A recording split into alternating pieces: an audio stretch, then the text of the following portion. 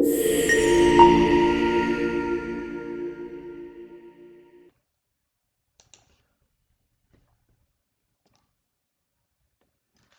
बच्चों, आज हम सॉल्व कराने जा रहे हैं मॉक टेस्ट नंबर 4, जो कि हमारी सीरीज चल रही है जीएनबी आरएमएस और सैनिक के मॉक टेस्ट की। तो यहाँ पर जो क्वेश्चन नंबर 1 है, सिंप्लीफिकेशन का दिया हुआ है। बहुत ही सिंपल क्वेश्चन है, हालांकि पेन सेलेक्ट कर लेता हूँ मैं। 0.25 प्लस 0.50 डिवाइड बाई 0.25। सबसे पहले ब्रैकेट सॉल्व हुआ 0.25 प्लस 0.50 डिवाइड हो रहा है, तो 0.25 को मैंने डिनोमिनेटर में लिख लिया, ब्रैकेट क्लोज किया, इंटू 4/9। डेसिमल के बाद यहाँ 2 नंबर है, डेसिमल के बाद यहाँ 2 नंबर है, मैंने दोनों को हटा दिया। 25 से 52 टाइम्स कट हो गया, तो 2 प्लस 2.5 2 प्लस 0.25, तो 2.25 हो गया यहाँ पर, इंटू 4/9। 9 का भी डिवाइड करूँगा तो 9 4 जा डेसिमल में आएगा, पॉइंट तो लगेगा क्योंकि 9 का 2 में डिवाइड तो जाएगा नहीं, 22 में जाएगा। तो 9 4 जा तो नहीं, 9 2 जा 18, 4 बचा, 4 और 45 हो गया, 9 5 जा 45। तो पॉइंट यहाँ पे बचा 0.25 इंटू 4, जो कि 1 आ जाएगा आंसर। तो ये ऑप्शन बिल्कुल करेक्ट हो जाएगा।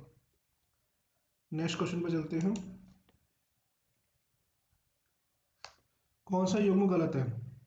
5 दर्जन, 1 दर्जन में 12 क्वांटिटी होती हैं, 12 यूनिट होती हैं, तो 5 में 60 हो गई, ये बिल्कुल सही है।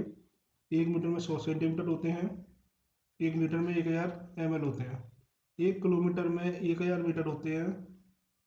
ये ऑप्शन करेक्ट नहीं है, तो सी ऑप्शन बिल्कुल सही हो जाएगा, ये ऑप्शन गलत है। नेक्स्ट क्वेश्चन पे चलते हैं। किसी भी संख्या के प्रथम 6 गुणकों का योग फल उसके डैश गुना के बराबर होता है। ये मॉक टेस्ट नंबर 3 में ही मैंने इसी टाइप का एक क्वेश्चन कराया था। एग्जांपल ले लेते हैं। सपोज कीजिए कि 2 4 6 8 10 और 12, इन सब का सम कितना हो गया? 12 20 30 42। इनका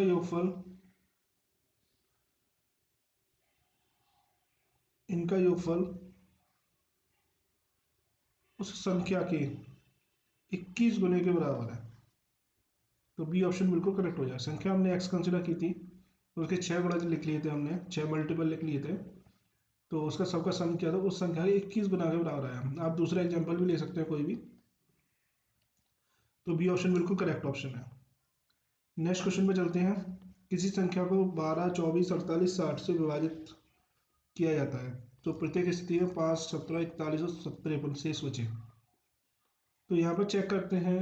12 माइनस 5 7, 24 माइनस 17 7, 48 माइनस 41 7 और 60 minus 53 equal to 7।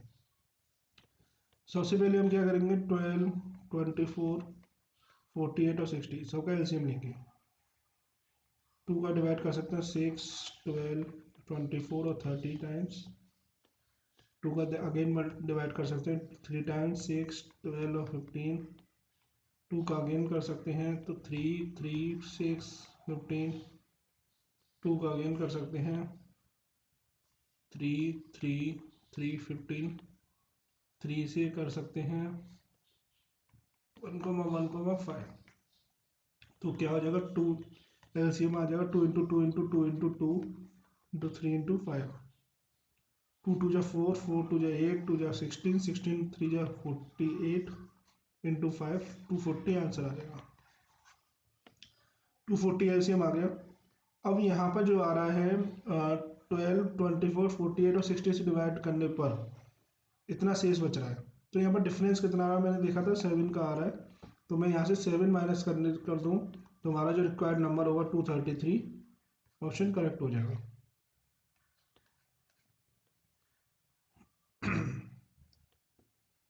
Next question पर चलते हैं। Question number 5। दो संख्याओं का गुणनफल 23/4 तो 50 है।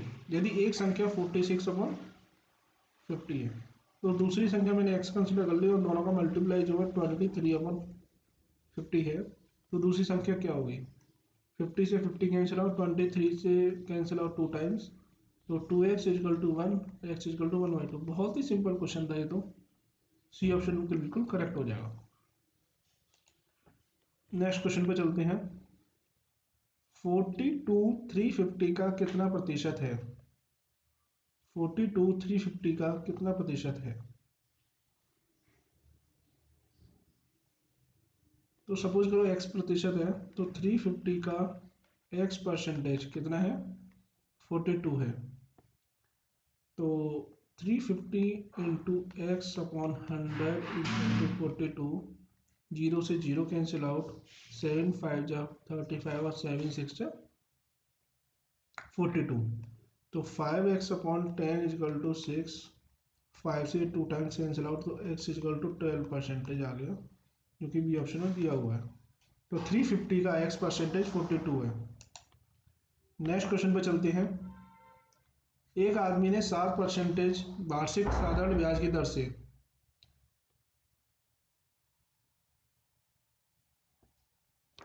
600 रुपये उधार दिए।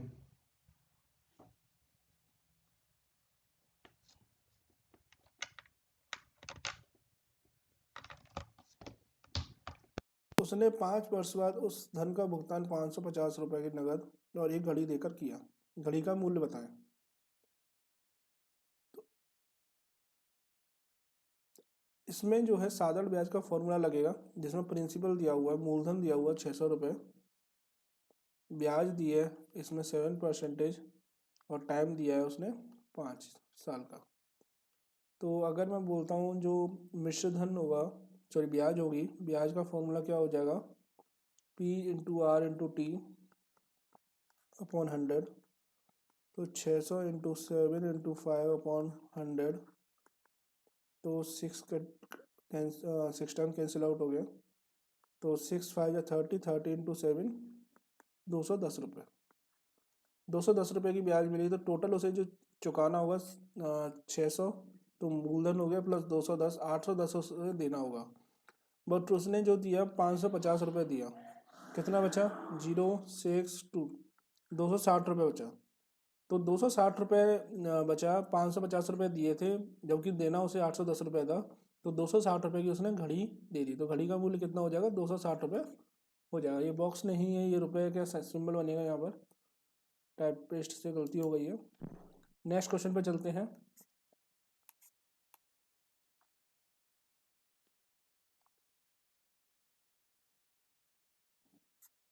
पर छोटी से छोटी संख्या याद करो जिसमें 7 जोड़ने पर 21, 28 और 36 से पूर्णतः विभाजित हो जाएगा। सबसे पहले तो हाँ एलसीएम निकाल लेते हैं। 21, 28 और 36 का 2 से डिवाइड कर लेते हैं, 14 और 18 आ जाएगा। 2 से डिवाइड कर लेते हैं, 21, 7 और 9 आ जाएगा। 3 से डिवाइड कर लेते हैं, 7, 7, 3 आ जाएगा। 3 से डिवाइड कर लेते हैं, 7, 7, 1 आ जाएगा। तो एलसीएम क्या आ जाएगा? 2 इंटू 2 इंटू 3 इंटू 3 इंटू 7, 4, 4 3 जा 12, 12 3 जा 36, 36 इंटू 7, जो कि 7 6 42, 7 3 जा 21 और 4 25, 252 आ जाएगा। अब बोल रहा है कि जिसमें 7 जोड़ने पर ये पूर्णतः विभाजित हो जाए। तो अगर मैं इसमें से माइनस कर दूँ 7, तो आंसर आ जाएगा 245। अगर 245 में 7 से जोड़ता हूँ तो ये जो संख्या आएगी वो इन तीनों से पूर्णतः विभाजित हो जाएगी। तो इसका आंसर जो होगा 245 बिल्कुल करेक्ट ऑप्शन होगा।